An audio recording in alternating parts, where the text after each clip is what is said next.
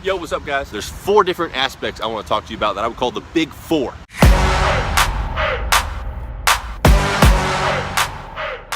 My name's Jacob Hiller, and a lot of you guys ask yourself, why should you listen to me? I've been where you're at. Bought programs from magazines, bought platform shoes, tried jump roping programs, tried what my trainers in college and high school told me to do, and I've had the experiences of things not working.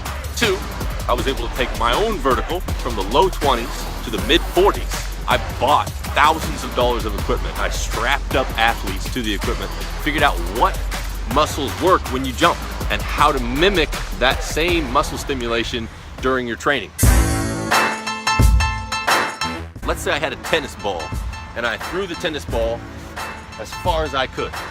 Maybe I threw it 100 feet. Now you take that tennis ball and let's instead of a tennis ball, give me a medicine ball or give me a shot put ball, something heavy.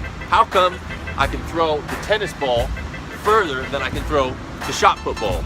It's because the weight of the shot put and my strength to weight ratio. That's why in space, when you weigh a fraction of what you weigh here, you can jump really high. It's because your weight goes down, so your strength to weight ratio changes. If you don't have that strength, you will never be able to overcome your own body weight at explosive speeds. When you're strong, it means you can displace an object, displace your body. But when you're quick, you can move things fast. This is the electricity, the neural impulses running through your body telling you, use that muscle fast and explosively. So this is trained completely different than the way you train muscle. You have to do something called shock training. That doesn't train the muscles, that trains your central nervous system and your neural impulses. Because have you seen guys who are really strong, they can move a car, but they can only move a car about this fast, you know? They ain't gonna get them off the ground. That's why you see guys with less strength and more quickness who can explode off the ground. Let's say I got a tennis ball again, and I throw it with my right hand. I throw it 100 feet. Now I take that same tennis ball with my left hand, and I throw it like Obama or a girl. I throw it like that. I can't throw it as far, yet my arm is the same strength. My arms are the same strength. The problem is my technique and my movement efficiency with my left hand is much worse. So I can only throw it half as far as I can throw it with my right hand.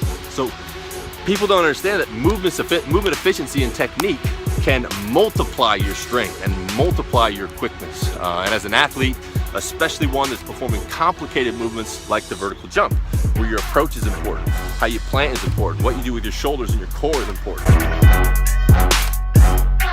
Where do you actually make improvements as an athlete? Do you make it in the gym when you're lifting weights, when you're doing different exercises? That's not where you make your improvements. The athletes go into the gym, they train their butts off, and then they wonder, why am I not getting improvements? You see, when you do these things, you tear your muscles down, and your muscles say, now I need to recover. And during that recovery is where you actually get stronger.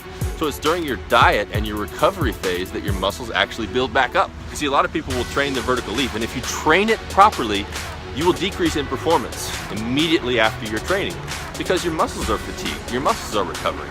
So don't freak out. You should decrease the day after your training slightly. Now what happens is if you recover properly, you train, your performance will go down as your muscles recover, and then you'll go higher, down and then higher, down and then higher. That's the way it works. The recovery period is where you get your gains, your diet, your sleep, what you're putting into your body and how you're allowing your muscles to recover. If you don't get the proper recovery, your muscles don't recover, and then you train them again, and they need to recover, and down and down.